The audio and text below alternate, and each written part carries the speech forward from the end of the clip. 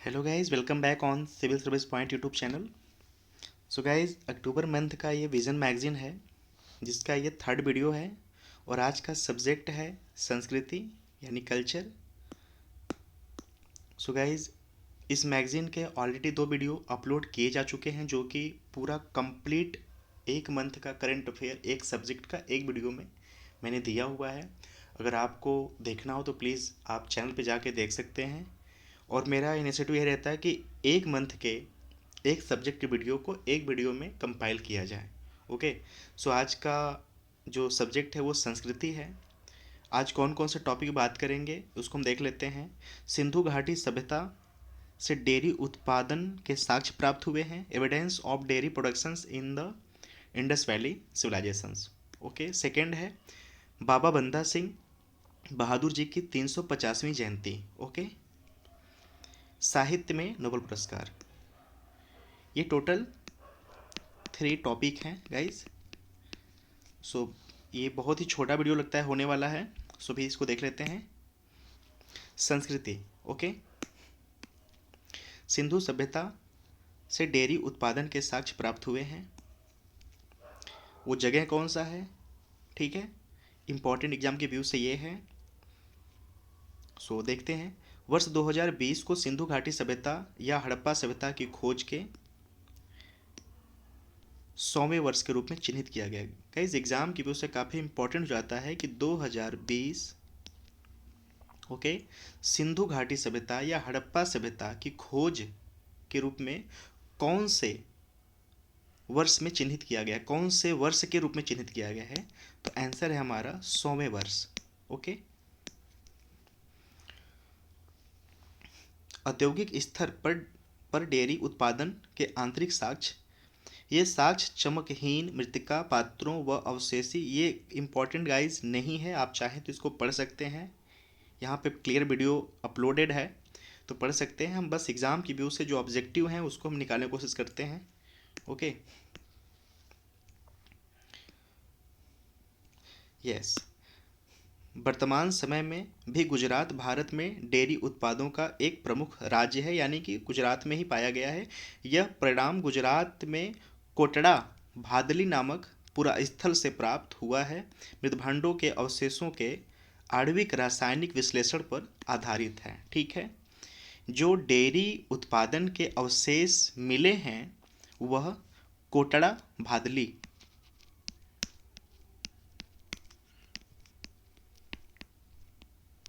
भादली ये कहाँ पे है? गुजरात। ओके गाइस, ये डेयरी के जो अवशेष मिले हैं ये गुजरात के कोटड़ा भादली में मिला है। एग्जाम की व्यू से इंपॉर्टेंट है, इसको आप नोट करते रहिए। ओके।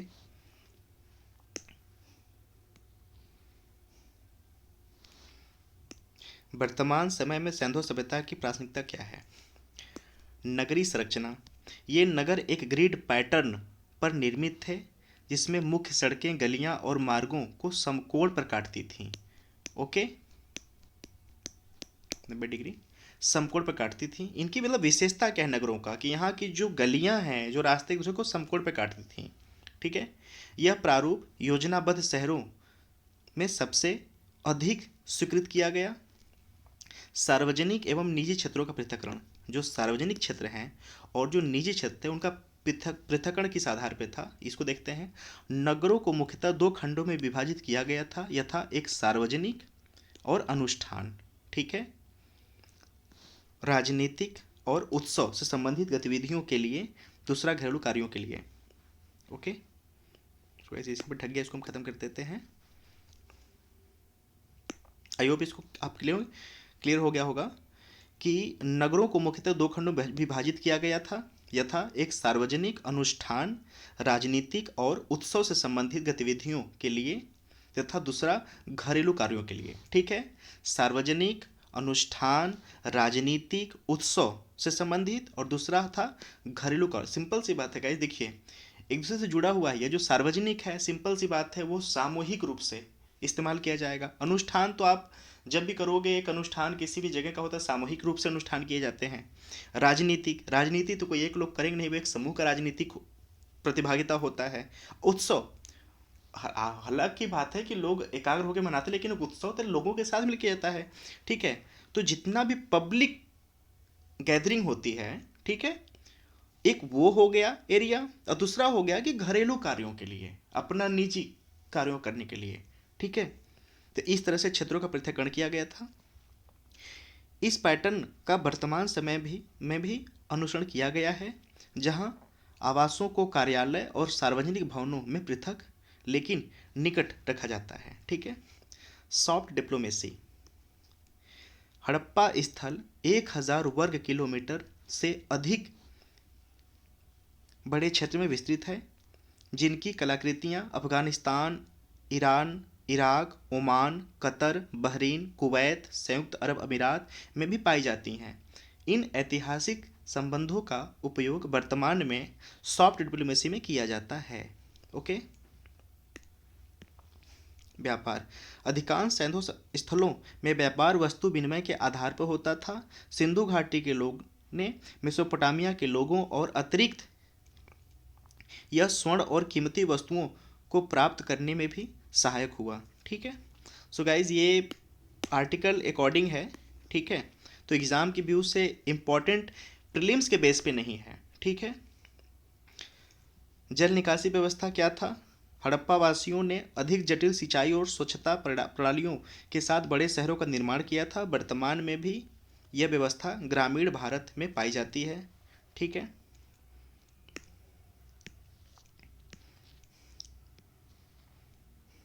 सिंधु घाटी या सिंधु सभ्यता के बारे में इसको देख लेते हैं शॉर्ट में। यह मेसोपोटामिया, मिस्र और चीन के साथ विश्व का 4 आरंभिक सभ्यताओं में से एक है, ठीक है। सिंधु सभ्यता एक सांस्कृतिक और राजनीतिक इकाई थी जो 7000 से 600 ईसा पूर्व के मध्य भारतीय उपमहाद्वीप के उत्तरी क्षेत्र में विकसित हुई थी।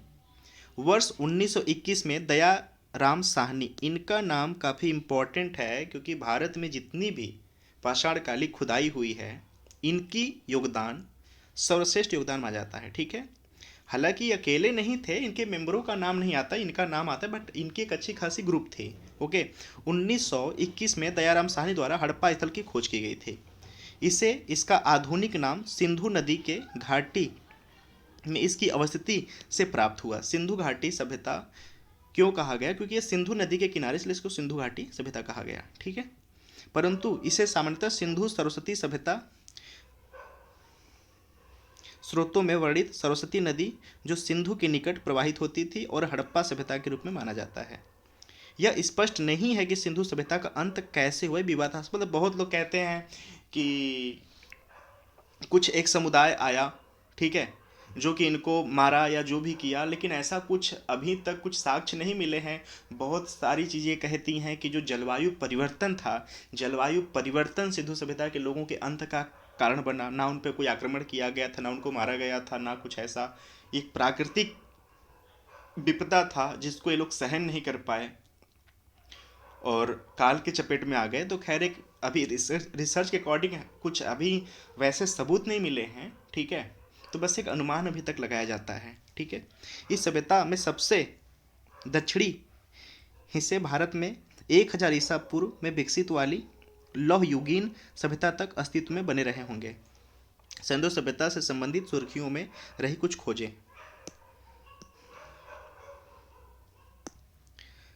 हाल ही में एक अध्ययन के अनुसार जलवायु परिवर्तन के परिणाम स्वरूप हुए मानसून प्रारूप परिवर्तन सभ्यता के विकास एवं पतन का एक प्रमुख कारण होता है। मैं बोला ना कि जैसे बहुत ऐसा है ना कि ये कोई अभी एक पुख्ता सबूत नहीं मिला है, एक अनुमान है कि हो सकता है मानसून, ये हमारा इन्वायरमेंट चेंज इसका पतन का कारण है, तो एक अनुमान है, ठीक है।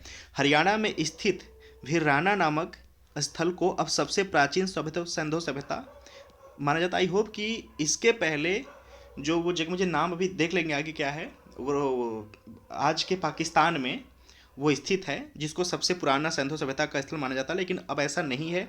हरियाणा में स्थित भिराना, ओके, भिराना नामक स्थल को अब सबसे प्राचीन सिंधु सभ्यता माना जा रहा है, जो लगभग 7500 ईसा पूर्व का एक स्थल है, ठीक है। ओके।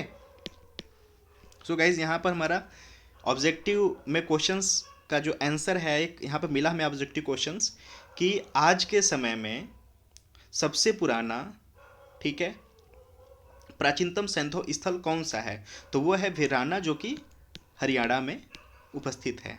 ओके।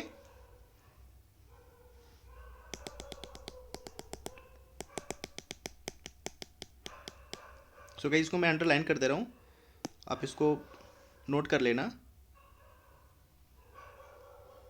ठीक है। इससे पूर्व पाकिस्तान में स्थित मेहरगढ़ को सबसे पुराना सैंधव स्थल यानी शाहजहांपुर से माना जाता था, ठीक है। गाइस ये डिफरेंस आपको समझ में आ गया। 7000 ईसा पूर्व पाकिस्तान का मेहरगढ़ था, लेकिन अब 7500 ईसा पूर्व के जो साक्ष्य मिले हैं वो है वीराना का, जो कि हरियाणा में है और ये पाकिस्तान में है, ठीक है। तो आज के समय में एक नया ये खोज है, इसको प्लीज़ नोट कर लेना कि सबसे पुराना आज का हमारे भारत में है, वो भी हरियाणा में, वीराना, ठीक है।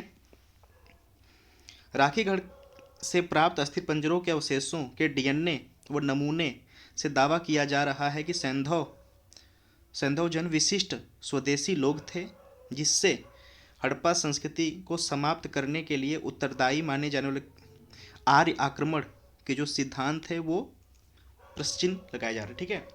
यानी ये जो एक अनुमान था कि आर्य आए और सैंधव के लोगों को मारे, तो ऐसा कुछ भी नहीं है, ठीक है।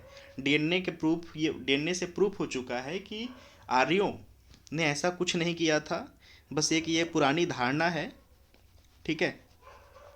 सो गाइस इसको आप अंडरलाइन कर लेना, मैं इसको अंडरलाइन कर दे रहा हूँ। राखीगढ़ से प्राप्त अस्थिपंजरों के अवशेषों के डीएनए नमूने से दावा किया जा रहा है कि सैंधव जन विशिष्ट स्वदेशी लोग थे, जिससे हड़प्पा संस्कृति को समाप्त करने के लिए उत्तरदायी माने जाने वाले आर्य आक्रमण के सिद्धांत व प्रश्चिह्न को आरोपित किया जा सकता है, ठीक है। स्थल कौन कौन से इसको हम देख लेते हैं। जो हड़प्पा स्थल है पाकिस्तान में रावी नदी के तट पर है, ओके। मोहनजोदाड़ो जो है पाकिस्तान में रावी नदी के तट पर है। धोलावीरा गुजरात में है, भारत में जो कि है। लोथल गुजरात में है। राखीगढ़ी हरियाणा में है। अब भर्राना एक नया ऐड हुआ है, ठीक है। रोपड़ पंजाब के सतलज नदी पर स्थित है, ओके।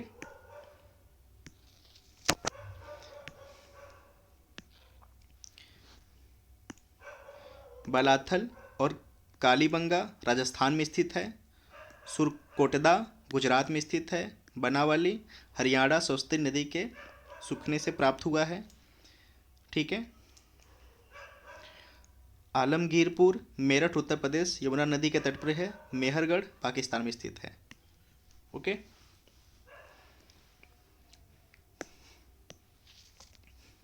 बंदा सिंह बहादुर जी की 350वीं जयंती, अपने आप में ये खुद एक क्वेश्चंस है कि बाबा बंदा सिंह बहादुर जी हैं, उनकी कौन सी जयंती है, तो ये है 350वीं, ओके।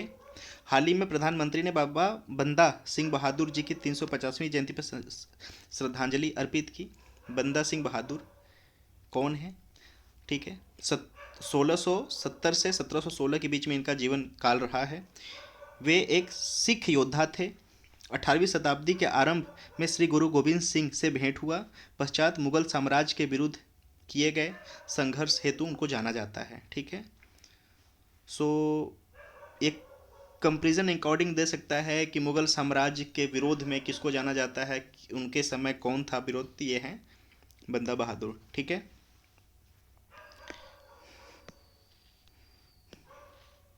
इनका योगदान क्या क्या है इसको देख लेते हैं। वे जमींदारी व्यवस्था के उन्मूलन और भूमि के वास्तविक जोतदारों को स्वामित्व अधिकार दिलाने वाले के रूप में एक प्रसिद्ध थे।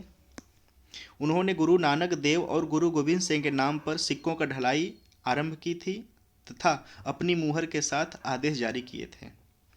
उन्होंने हरियाणा में मुखलिसगढ़ का नाम बदलकर लौहगढ़ इस्पात का किला कर दिया था। इसी के साथ ये प्रथम सिख राज्य की राजधानी बन गया था। गाइज ये थोड़ा सा इंपॉर्टेंट है, इसको आप माइंड कर लेना। उन्होंने हरियाणा में सुखलीसगढ़ का नाम बदलकर लौहगढ़ यानी इस्पात का किला कर दिया था। प्रथम सिख राज्य की राजधानी बन गया था ये। ओके। बाबा बंदा सिंह बहादुर का समकालीन व्यक्तित्व गुरु गोविंद सिंह। ओके, गुरु गोविंद सिंह 1666 से 1708 वे 10वें सिख गुरु थे जिन्होंने सिखों को एक लड़ाकू जाति में परिवर्तित किया और खालसा विशुद्ध पंथ की स्थापना की। ठीक है, खालसा का स्थापना किसने किया? तो वह है गुरु गोविंद सिंह। Okay guys.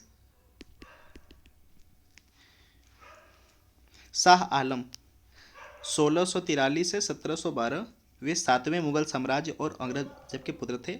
उसके समयकालीन बंदा बहादुर थे। ओके, आगे देख लेते हैं। साहित्य नोबेल पुरस्कार।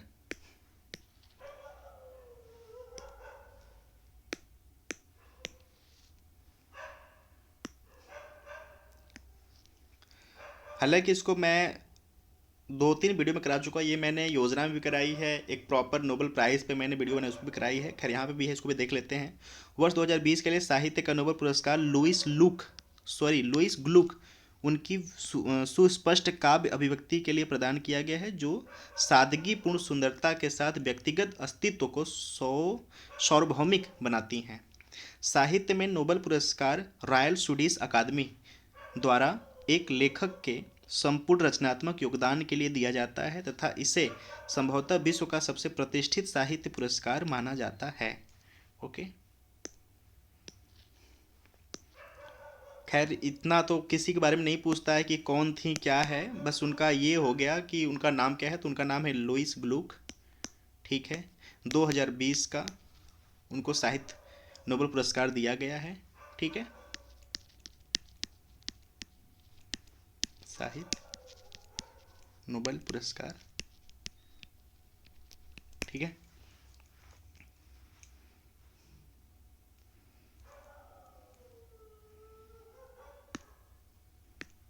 सो गाइस नोबेल पुरस्कार के बारे में थोड़ा सा शॉर्ट में दिया, इसको देख लेते हैं।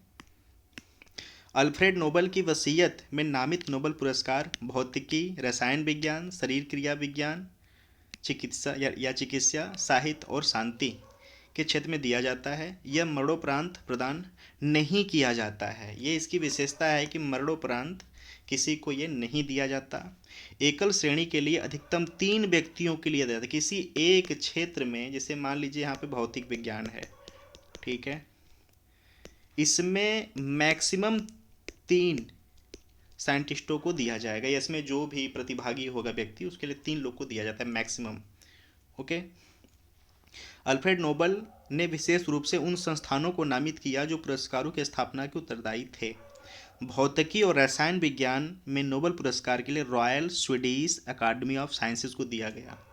गाइज ये थोड़ा इंपॉर्टेंट है, आप इसको कहीं पे नोट कर लेना कि भौतिकी और रसायन विज्ञान के लिए, फिजिक्स और केमिस्ट्री के लिए Royal Swedish Academy of Sciences ये देता है।